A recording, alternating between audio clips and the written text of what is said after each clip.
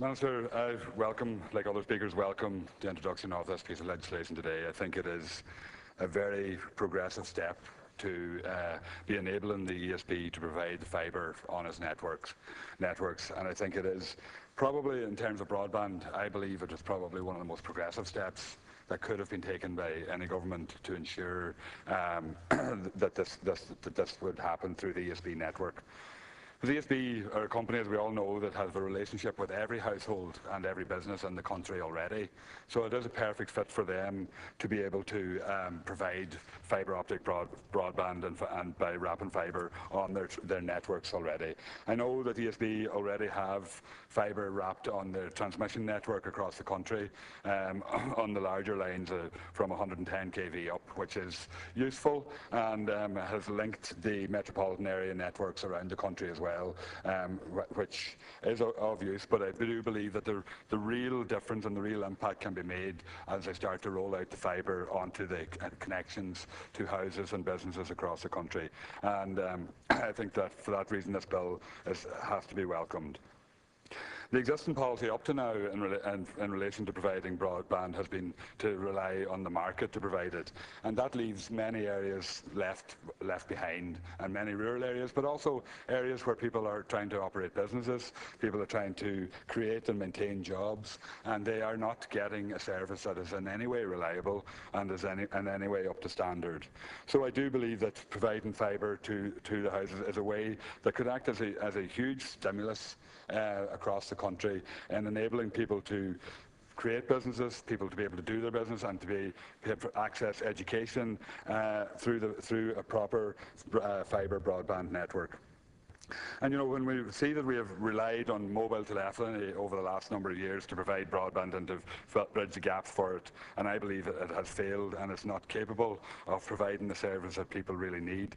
And if you look at the rural broadband scheme, the provider for it, they're looking to build 160 masts to be able to provide their broadband service across the country. And we know everything that invokes in communities right across the country when they hear of masts being erected. And we can avoid all that, and this legislation provides the opportunity to avoid all that disruption across communities and across the country by providing a reliable and resilient service to everybody. And I think that's the way that we should be going. And I would urge the Minister to ensure that after this legislation is passed, to ensure that it actually steps up and rolls out to the significant number of households across the country so that people can access modern fibre networks. And when we look at the figures, we see that Ireland, I think, is somewhere in the region of about 2 or 3% of households have access to a fibre connection. And we look across Europe, and we see Estonia with over 30% access, Portugal with almost 20%. And these are countries that we wouldn't be seen as maybe being the most digitally advanced or the most digitally progressive countries, and we are aiming to pitch ourselves to be at the heart of the information technology and the heart of information provision through internet. So we should be aiming to get that coverage and get that universal coverage right across the country.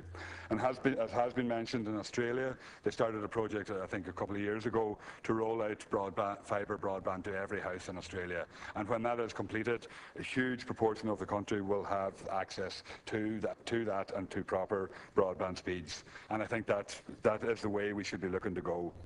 And when you look at the potential that could unleash, we see that the Western Development Commission, in a report they published a couple of years ago on looking at the creative industries, they estimated that the creative industries in the Northwest region alone could create somewhere in the region of about 18,000 jobs simply by improving people's access to the internet and access to internet selling and to selling their wares across the internet. And that's 18,000 jobs just in the Northwest alone of the country.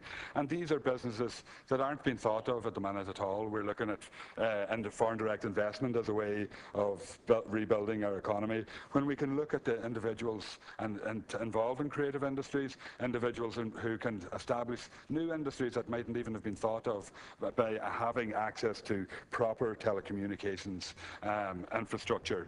And that is, I think, is the opportunity that this piece of legislation opens up to us. And and it's a bit like possibly that you look at the rural electrification in the 1950s, where the ESB set out to electrify the country. The ESB could be used as a vehicle to actually turn on the whole country and light fibre right across the country.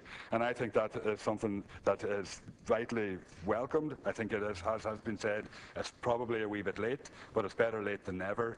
And we commend the Minister for making sure that this is happening and to see it happening now.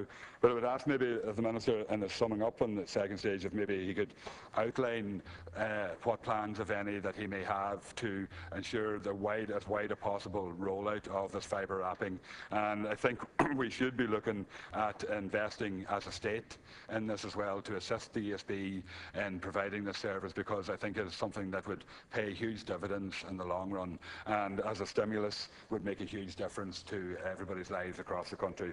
So I think we should be looking at that and investing in that as a state. And the ESB being a semi-state company, I'm sure we would be able to invest in it and be able to provide the funding there to make sure that this happens. And I think that is something that I would urge the Minister to ensure that it does happen, to provide access to all people to a proper broadband service with proper download speeds and upload speeds, and open up what the innovation and the skills of across the country that are there, that people can maximise as much as possible, and we will see jobs coming from it, we will see new businesses coming from it, and we will see real innovation taking place across the country.